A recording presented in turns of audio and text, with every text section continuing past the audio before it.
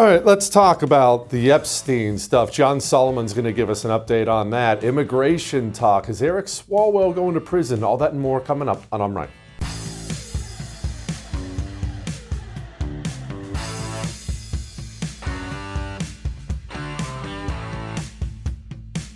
Okay, so apparently we're about to get an update on all the Epstein stuff. There's going to be a vote in the House of Representatives, and when I say Epstein stuff and update, I should probably clarify just a little recap before we go any further, what Trump said about it, what he's been saying, so on and so forth.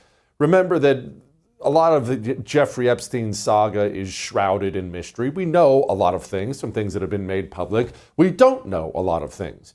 We know that he was a billionaire financier. We know that wealthy, powerful people had dealings with him.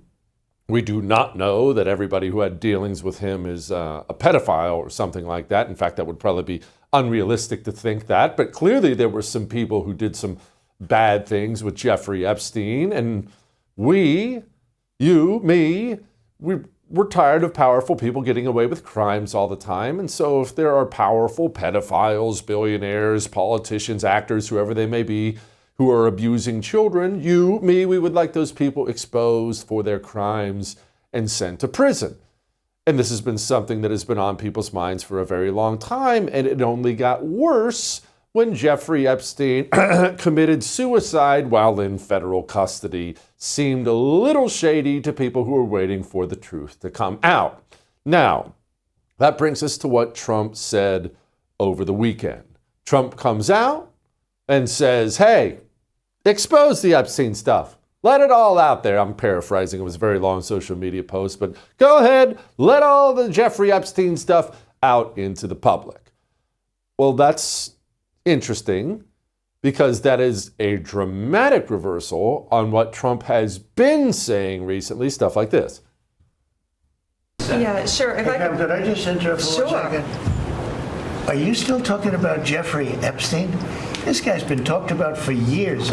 You're asking, we have Texas, we have this, we have all of the things. And are people still talking about this guy, this creep? That is unbelievable. The whole thing is a hoax. They ran the files. I was running against somebody that ran the files. If they had something, they would have released. Now, they can easily put something in the files that's a phony. But it's really a Democrat hoax because they're trying to get people to talk about something that's totally irrelevant to the success that we've had as a nation since I've been president. Okay. So what happened? Why was he telling everyone to move on, shut up, it's a hoax? Now he comes out and he says, hey, just release all the files, it's fine, let's be done with it. Let's talk. You know what a riptide is? You ever heard of a riptide? Anyone who's vaguely familiar with the ocean understands that people drown every single year. People just at the beach, they will drown because a riptide will come and pull them out away from the beach, and they'll eventually run out of gas and they'll drown in the ocean. Now, why do people generally drown in a riptide? Because they don't understand what they're dealing with and they try to swim against it when it is trying to pull them out into the ocean. By the way, just swim parallel to the beach and you'll swim right out of it. Parallel to the beach and then you can swim right out of it. But people don't know this and they try to swim against it. And you can't fight the ocean. And even strong swimmers have drowned in riptides feeling like they can fight the ocean. Donald Trump is an incredibly powerful human being, two-time president of the United States of America, billionaire, celebrity, worldwide known businessman, and 25 years into the 21st century, he is unquestionably the man on planet Earth. He has defined planet Earth for the first 25 years. It is. So when you have that level of power, you oftentimes can convince yourself, like that very strong swimmer, that you can fight the ocean, control it, guide it. But you can't. There are things that are even still much more powerful than Donald Trump. The fascination with Jeffrey Epstein, what's in the files, powerful pedophiles, These things are not things that magically go away because Donald Trump wakes up one morning and decides to start shouting at everyone to shut up about it, move on, it's a Democrat hoax. It doesn't work that way. As much as he may want it to be true, all it did was turn people off and create a deep division inside the right. Now, his reversal, I'll get to in a moment. Why was he taking this almost odd previous stance? Shut up, move on, shut up, it's nothing, it's a hoax, shut up, move on. I suspect we're about to find out because we're about to see these files. My theory is not that Trump is protecting himself. If Donald Trump had done anything wrong with Jeffrey Epstein, we would have known about it years ago. You know that and I know that. I don't think Donald Trump did anything wrong. I suspect someone he knows did. That's what I suspect. Maybe a powerful person inside the party, billionaire, politician. I don't know. I suspect, just a suspicion, there's someone in those files, and Donald Trump would rather their name was not read aloud publicly. But we don't have to sit and guess. We're going to know very, very shortly, which brings me to the reversal. Well, the reversal is just what I just said. Donald Trump can shout at people all day long to shut up and move on and shut up and move on and yell at this congressman and that congresswoman and don't vote on it. But once you realize the ocean cannot be fought against, you really have no choice but to finally start swimming parallel to the shore. So it looks like we're going to get it released. Now, we do have to understand, in reference to his calling it a Democrat hoax, Democrats are going to attempt to use this to hurt Donald Trump, even though if it could have hurt Donald Trump, we would have seen him years ago. Mays Moore put together this little back and forth of Anderson Cooper. So just this, like the whole idea of the Epstein list. It's so ridiculous. Yes. Right. I mean, last year, early in 2024, court documents were released where there were names of associates of Jeffrey Epstein. Donald Trump was mentioned in that. Zero accusation of any wrongdoing whatsoever, just that he knew him. For years, there had been fake flight logs of Jeffrey Epstein that grow in size and new names are added. Yes. There's no there, and they're disappointing the conspiracy-minded people. We begin tonight with breaking news. Just before airtime, the Wall Street Journal published a piece with this striking headline. Jeffrey Epstein's friends sent him bawdy letters for a 50th birthday album. One was from Donald Trump. It's also interesting to me that President Trump is now calling this a hoax. Democrats never cared about it until they thought there was a chance they might be able to use it against Donald Trump. And maybe that was Trump's angle in this whole thing. There's no there, if that's actually true. And he knew that Democrats were just going to try to use this to get him to kneecap his presidency. And let's address that in a very frank way, the there portion of this. We imagine in our minds that there is a list, right? There's a list, a client list, a list. I've imagined it. I'm sure maybe you have as well. Surely there's like a piece of paper, isn't there? And on this piece of paper is written down every bad guy who had bad dealings with Jeffrey Epstein, and there's even a little description on the piece of paper about the exact crime on this date he was with. But that's not true. Criminals don't generally do that. There are files, pages and pages and pages. There will be all kinds of accusations in there, all sorts of bad guys in there, all sorts of false accusations in there, it's going to be a gigantic pile of convoluted mess. It's not going to be some simple, concise thing that you can read or I can read. And plus, they're going to redact God knows how much of it. This is going to be blacked out, and that's going to be blacked out, and that's only going to make people that much more suspicious. I don't know that we're going to get any kind of a clarification when the files are finally released. And the truth is that trying to shout down the release of these files, it did hurt Donald Trump politically, because it alienated portions of the base. Remember, everyone who gets elected president has formed a coalition. He's formed a coalition, and oftentimes these coalitions, they have groups that don't really get along with each other, don't like each other, but they want a little something, and they want a little something, and there were big parts of the Trump coalition, not normal righties, that were on his side, in part because he said, yeah, I'm going to release it. Let's get it out there. I mean, guys like Andrew Schultz, Joe Rogan.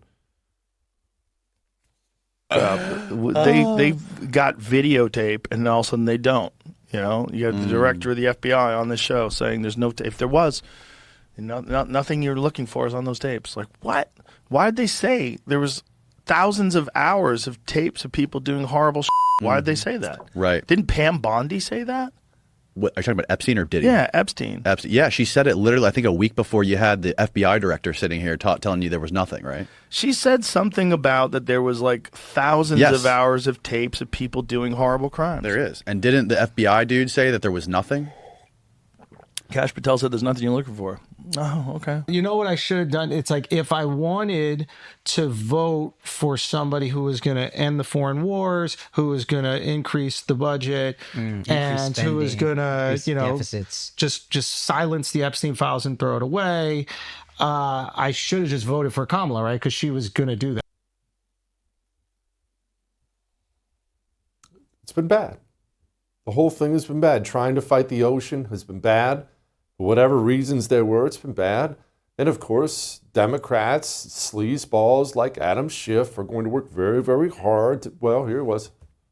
That attitude that if you can make a president or a party unsuccessful, no matter what damage it might do to the country, because it's good politics, we have to get past that ruinous idea. We have to figure out a way to stop viewing each other as our enemy. I listen in the Judiciary Committee to a lot of my colleagues across the aisle rail with just the most righteous indignation about the horrible weaponization of the Justice Department under that well-known partisan Merrick Garland. And it is so fanciful as to be absurd, but they speak it with what appears to be total conviction. He's a sleazeball. He's going to be all over the television set, making his political opponents out to be the devil like he always has. Get ready for Epstein this and Epstein that and Epstein this and Epstein that. The truth is that this has been handled terribly by the Trump administration. Pam Bondi has a lot of egg on her face about the whole thing. Trump does too. It's been handled terribly. It's been a gigantic black eye on the administration.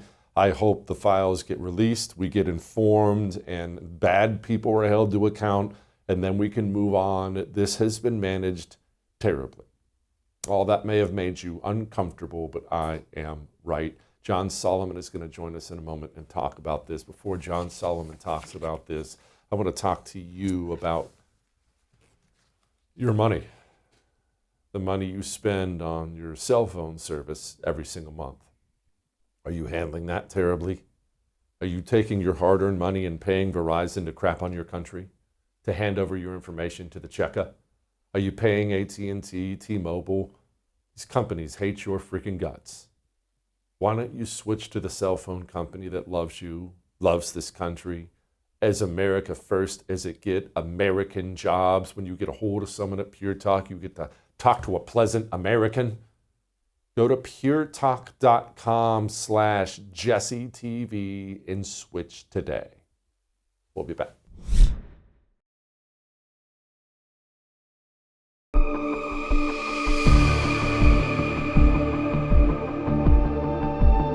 Mr. President, Representative Massey says he's concerned that the Epstein probe you are calling for could be a smokescreen to block the release of more files. Is that the case? Well, I don't want to talk about it because fake news like you're a terrible reporter, and fake news like you, they just keep bringing that up to deflect from the tremendous success of the Trump administration. So they're using Jeffrey Epstein as a deflection from the tremendous success that we're having as a party. Okay, joining me now, founder of Just the News, the wonderful John Solomon. All right, John, it's been a bit of a back and forth. It was, we're going to release the Epstein files, and then it was, shut up about the stupid Epstein files, you idiots. And then it was, I can't release the files, and now he's back to release the files.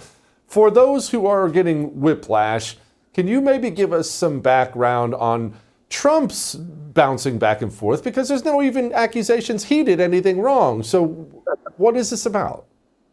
Yeah, listen, I think when you look at the totality of Donald Trump's statements and involvement in this, one, he had some cordial relationship for Epstein for a period of time. At some point, he found out some untoward things, maybe because some of his employees at Mar-a-Lago were being rolled up by Epstein. He didn't like it. He kind of cut things off at that point. And his point is not that he believes that it's a hoax what these women are saying. What he's saying is trying to connect Jeffrey Epstein to some scandal to me as a hoax. And so his point is people are looking for a way to make America more affordable, to make America more safe. And I want to stay focused on that. So he tried to push the Republican Party to let this go. And they didn't. And there is a curiosity in America for these sort of scandals. And even though Donald Trump doesn't really have any exposure significantly that we can tell from all the reporting that we know, he wanted this to go away because it's not what he would like the Republican Party to be talking about. He'd rather be talking about affordability, the fact that gas and eggs and prescription prices are down, or that they're cleaning up cities and getting illegal immigrants out. And instead, it's Epstein, Epstein, Epstein, much like Russia, Russia, Russia. At some point, he realized that despite all of his efforts, this wasn't going to go away. And so on Friday night on the plane, he basically said, listen, if the House wants to release this stuff and vote to release it, go ahead, by all means do it. Can we just talk about something more important, like what's on dinner table today? Now, Donald Trump has never said, I don't believe the women, or I'm trying to denigrate the women. He wasn't calling the women's allegations a hoax. In fact, quite frankly, it seems as though he became concerned with what Epstein was doing, and that's why he cut him off and ended a relationship with him. I think his point was, if you're going to try to connect me to Jeffrey Epstein and make this a big scandal, it's a hoax. It's just like Russia. Let's talk about something else. I think the vote will allow these documents to come out in whatever realm. There's a challenge here, which is the judiciary controls the remainder of the unreleased documents. They're grand jury documents. The Justice Department can't release them. Democratic judges have refused to release them. So a third branch of government has to come between the executive branch and the judiciary branch and saying, we're using our Article 2 powers as Congress to release these, and therefore you must put them out.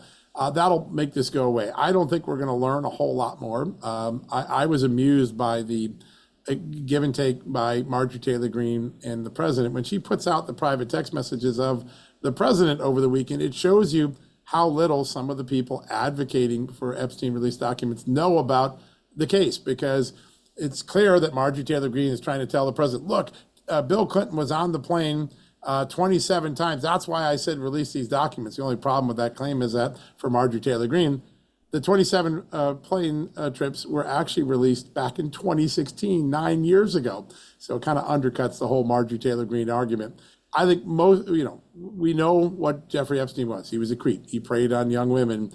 I don't think we're going to get a whole lot more new information for two reasons. One, if Jeffrey Epstein had documents after 2008, when he got the sweetheart deal from the Justice Department, he almost certainly destroyed them. And so there's just not going to be a lot of documents in the possession of the estate. There'll be some embarrassing revelations about what the government sat on in 08, 09. That's on the Bush administration, not the Trump administration. And I think it'll be a lot of oxygen wasted over something that I think we all generally know how bad it was. One last thing on this, because I want to move on to Clinton corruption, things like that. The 2008, the government sitting on information, the sweetheart deal, it's one of those things. There are several parts of the story that are uniquely salacious, and they make people, make their eyebrows perk up. What do we believe about this sweetheart deal, the who, what, when, where, and why? What did the government cover up, and why would the government do such a thing? We don't know the motivation, right? It can't be because Jeffrey Epstein was a good guy, because by 2008, it was obvious he wasn't a good guy. But, basically letting the state prosecute him on a prostitution solicitation deal and not looking at the obvious, which was that he was running some form of a human trafficking scheme or in putting these women's lives and well-being in danger. The government takes a dive. There are lots of theories about it. None are clear. I think the most important document that could be released is the detailed interview that the Justice Department Inspector General did with Alex Acosta, the U.S. Attorney, who was sitting in Miami when these transactions went down in 08, meaning we're going to let the state do it. We're going to do a non-prosecution agreement at the federal level.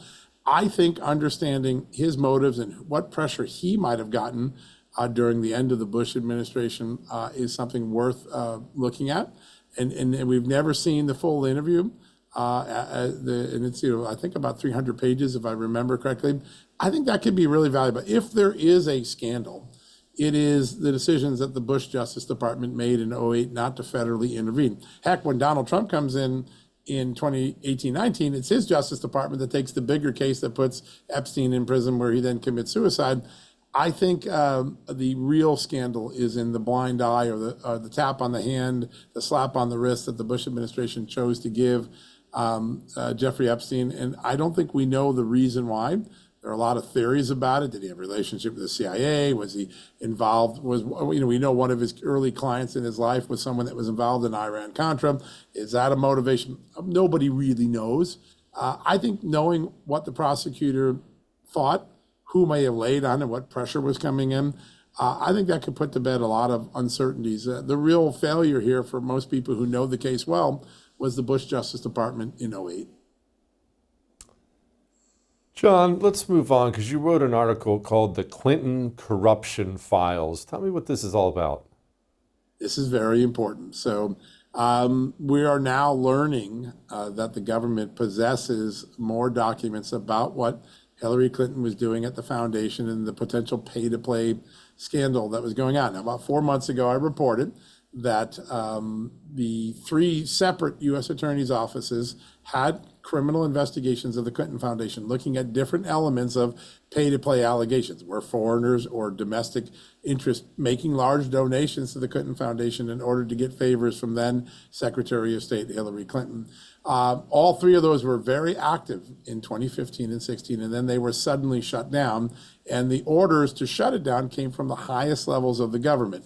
Andy McCabe at the FBI, and perhaps more significantly because it's in writing, the Deputy Attorney General for Barack Obama at the time, Sally Yates, who literally gives an instruction to the FBI, these are the exact words that are recorded in the FBI documents, shut it down, meaning no more looking at Hillary Clinton and corruption. Now, that occurs just a few months before Hillary Clinton is also given a clean bill of health on her email scandal. And there's a lot of belief that what was in the emails, we know the classified nature of them, that the real damaging evidence that might have been in the Clinton emails may have been the pay-to-play schemes, and that's what she might have been trying to delete. We don't know, but that's certainly what the U.S. Attorney's Office believed.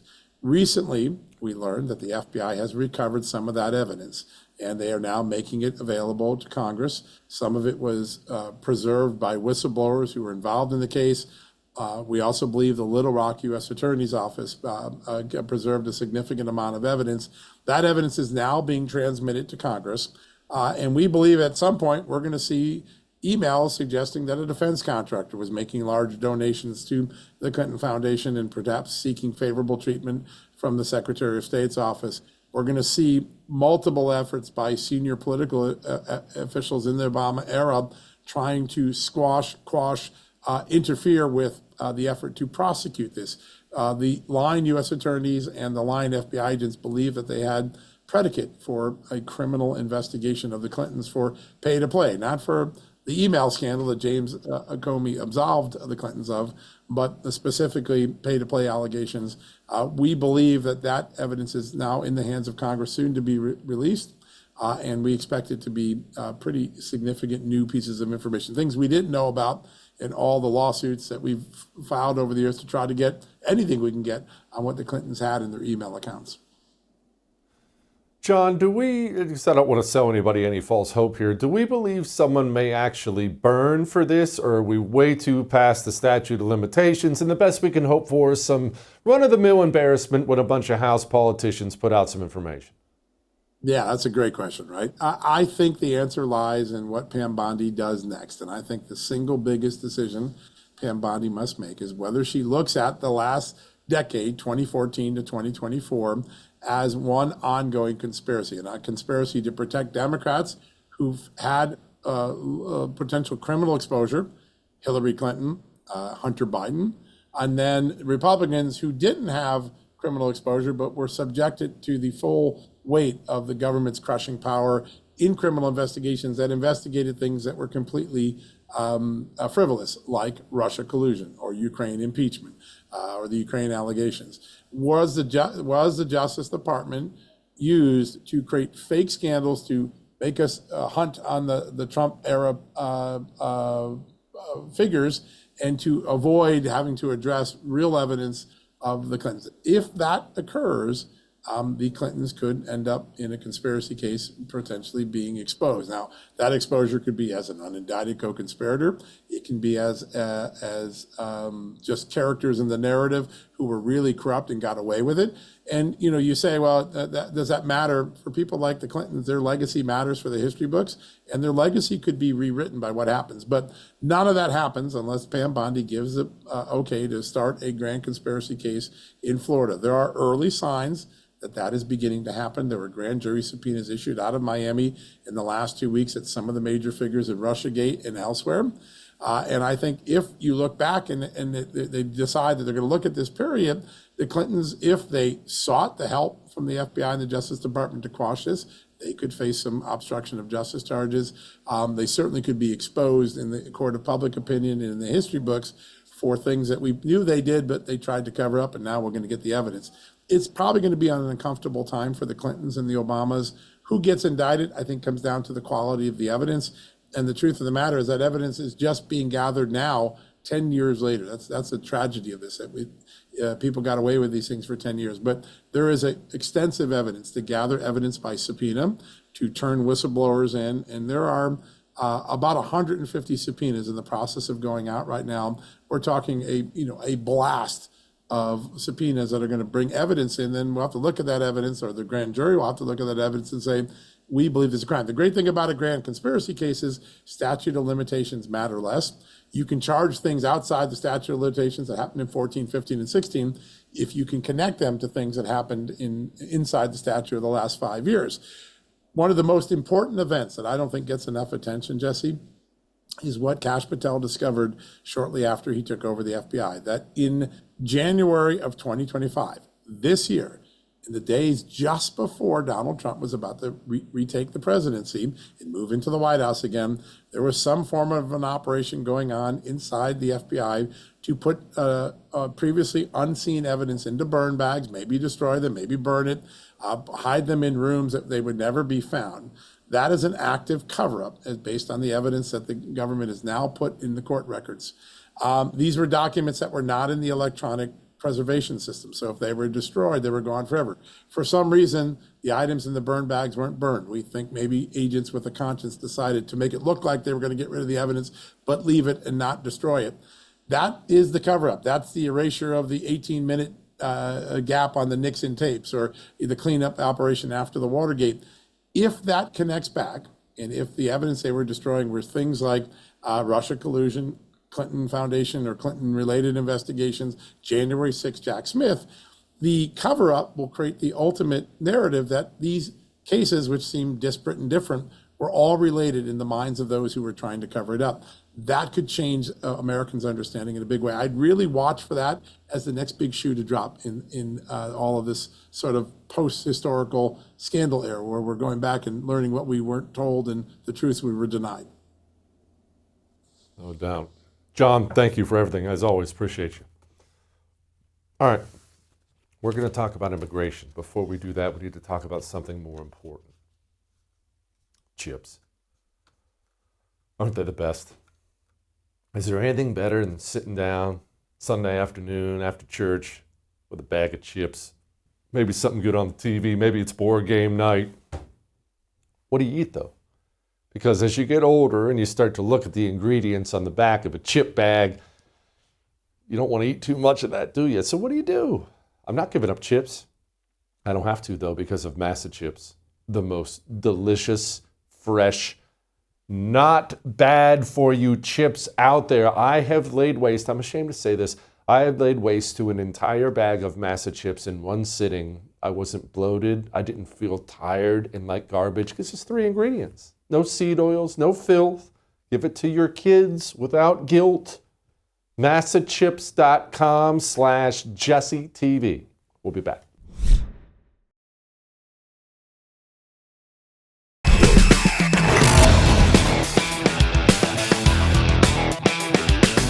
Okay, so I mentioned we're going to discuss immigration just for a couple minutes here, but I wanted to clarify something.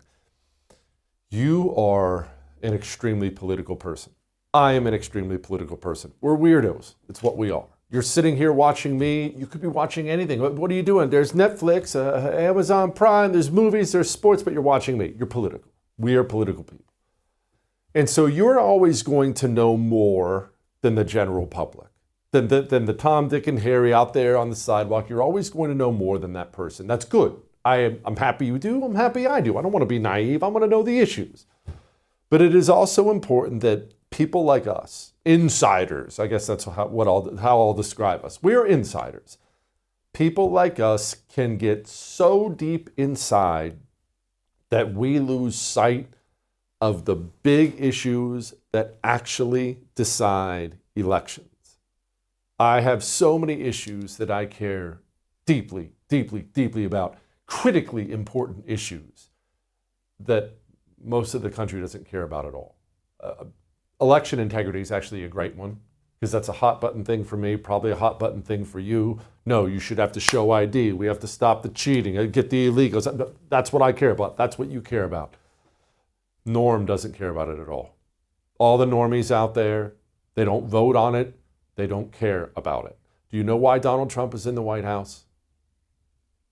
He's in the White House because of inflation and immigration. That's why he's in the White House. All those little issues, your issues, I shouldn't say little, because maybe they are more important than those two things, whatever it is you care about. I'm not trying to minimize it. This is just a reminder that with all the little drama here about this, or even the Epstein stuff, with all the little bit of this and little bit of that, and these issues that matter, we can lose sight of the fact that elections are decided on big things. Not your thing, not my thing, big things. We have a midterm election coming up in 2026. How's inflation? How's immigration? The answers to those questions are going to go a long way to deciding how that midterm goes for us. And the exact same thing applies in 2028. 2028 won't be Jeffrey Epstein or this online drama or this podcaster. It's going to be the big things. All right?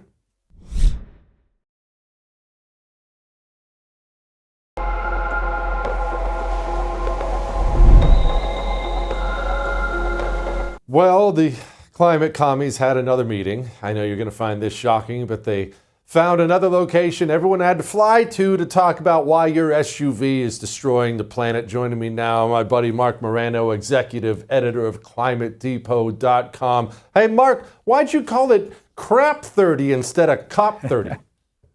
Well, I've been to 21 out of the last 23 of these monstrosities hosted by the UN. And in those 21 I've attended, nothing like this has ever happened. Basically, first thing that happened, and we knew there was a problem, was for 6 hours, the entire toilet system went down. World leaders, UN delegates, no one could have access to any kind of toilet. There was no plumbing.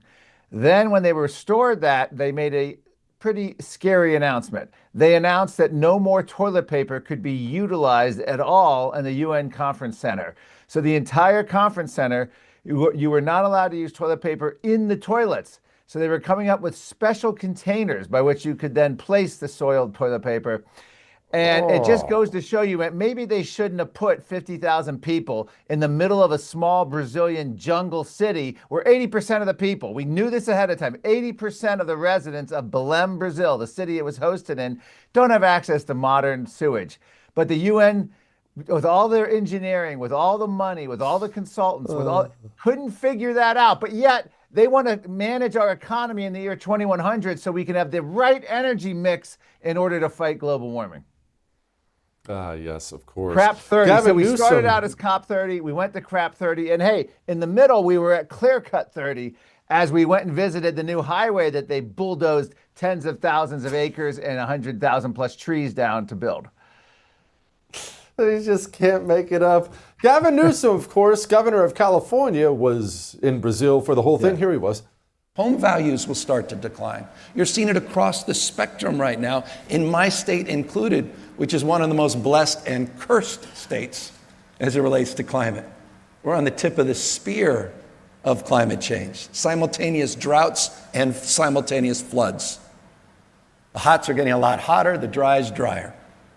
You saw one of the most devastating wildfires in American history in the middle of winter in Los Angeles in January.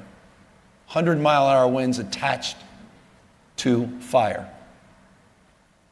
And as we rebuild, the number one concern people have is, how do I get my home insured? And how do you get a developer to develop a home that can't get a mortgage, which requires home insurance? Ah, yes. As a reminder, communists lie about everything all the time. Hey, Mark, what did cause that fire? Well, it was man-made. It just wasn't man-made climate change. I mean, you can go through the quick list. We now know from the firemen texts that they never put the fire out in the first place. We now know they had inadequate fire response. They had inadequate water supplies. The hoses ran dry. We now know that they got rid of the dams and the dwelling because of endangered species. We know that they had, woke policies and weren't hiring the best people in these emergency response systems. We also know that they had poor land use management, they had poor shrub management, they had poor water distribution.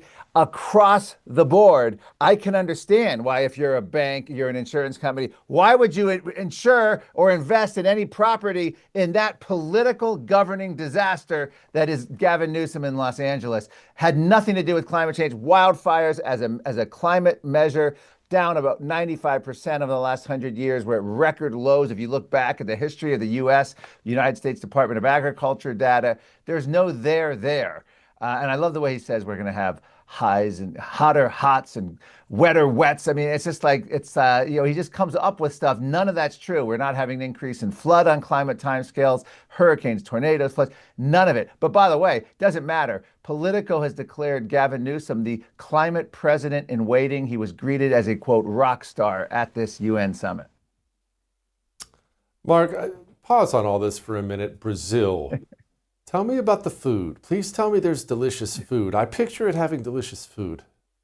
Okay, great question. Yes, I love the food. I'm a big lover of fish, even the shellfish and seafood. So one of my favorite meal there was a seafood stew, and it was at a little restaurant right along the waterfront, with homeless people there. I ended up having so much left over that I fed some homeless person who was there. Just happened to be happening by. It's in dire poverty, but they make excellent food. It's got a Portuguese influence.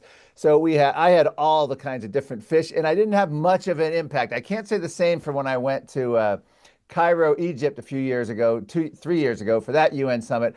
I ate liver and onions off of a divey place in the Cairo market, and I felt that the rest of the week without going into details. But I didn't have that problem in Brazil. Food was excellent. It really was. The restaurants, now even the street vendors I was eating off of, and they had the roasted nuts, and they had corn that they would make right there. So they had a lot of unique things. Great people. What they need, and the indigenous people actually protested. If you read the media, you think the indigenous people were protesting against global warming. No, they had a very legitimate protest. They were protesting against governments and corporations basically raiding their ancestral lands, which they are deemed the rightful owners of legally, and extracting oil, gas, and timber.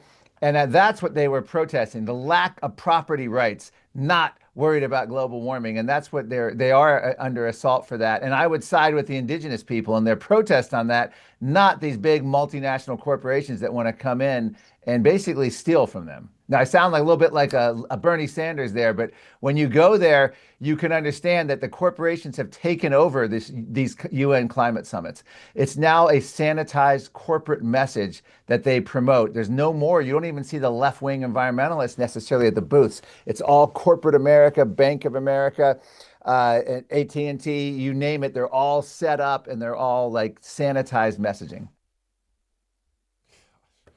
Bill Gates, I have to ask about his recent reversals, if you will. Here was Bill Gates. Amazing. Climate is a super important problem. There's enough innovation here to avoid super bad outcomes. We have to frame it in terms of overall human welfare, not just everything should be solely for climate. if you think climate is the only problem and it's apocalyptic, or if you think climate's not a problem at all, my memo will make no sense to you. You'll be like, oh no, it should all be climate, or you'll be like, why are you even still talking about this climate thing? Why do you invest billions of your money into these companies?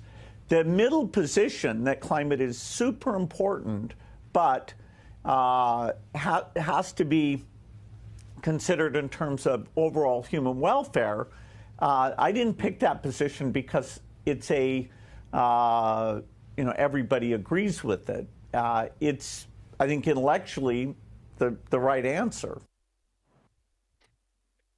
Mark? Okay. What's Bill happening? Gates knew. He knew in 1990 that climate wasn't a catastrophe. He knew in 2000. He knew in 2010. He knew in 2020 that it was a hoax. He's only willing to say this publicly, that it's not a problem, that that's not a catastrophe. I mean, he's saying, oh, it's theoretically a problem because he's got a lot of investments. But he's only willing to say this because he's got massive investments in AI. They want the data centers. We already know Larry Fink of BlackRock has said you cannot run data centers on solar and wind. So Bill Gates knows what he's saying. It's strategic. But here's the funny part. Al Gore came to this conference. Oddly enough, was not greeted like a rock star. He was greeted as yesterday's news. I mean, he just sort of showed up with no announcement, didn't see much excitement. And you know what Al Gore spent his time talking about? How Bill Gates was, quote, silly. Bill Gates was being bullied by Donald Trump. Bill Gates was afraid of Donald Trump. So now we have Gore v. Gates.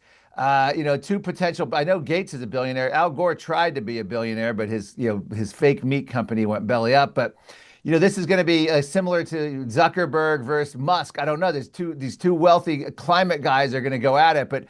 But his message put a chill on this entire conference, Bill Gates, because he basically said it's not a catastrophe and we should move on and we need energy. He's trying to lease 3 Mile Island nuclear plant in Harrisburg, Pennsylvania, to power his AI data centers. So you tell me how the AI agenda is in any way compatible with the climate agenda. Bill Gates is leaving the house and Al Gore is making everyone know it. They're fighting over that. By the way, Bill Gates is invested in the lab-grown meat. So is Al Gore, the fake meat. This conference featured Bob's Burgers.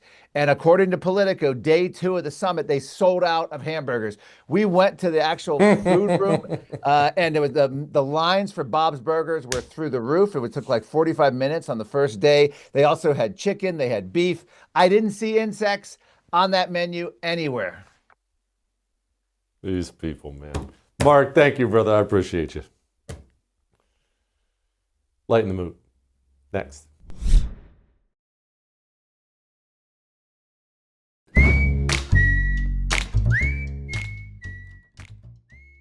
All right, it is time to lighten the mood, and once again, another Democrat has apparently committed a crime, allegedly committed a crime. Eric Swalwell has been referred for a criminal probe. For what? Mortgage fraud. Look, if he did this, I just don't understand. Do all these people do this? Mortgage fraud is one of those cut and dry crimes, meaning it's black and white. Did you say you lived somewhere that you didn't actually live? That's a crime. And Eric Swalwell's possibly going to be in very, very deep trouble over this crime. Every day we find out more and more stuff about our government just being one gigantic criminal syndicate of people who get away with crap you would never get away with, and I would never get away with. But still, we can smile, because at least we didn't fart on camera. The evidence is uncontradicted that the president used taxpayer dollars to ask the Ukrainians to help him cheat an election. Oops. I'll see you tomorrow.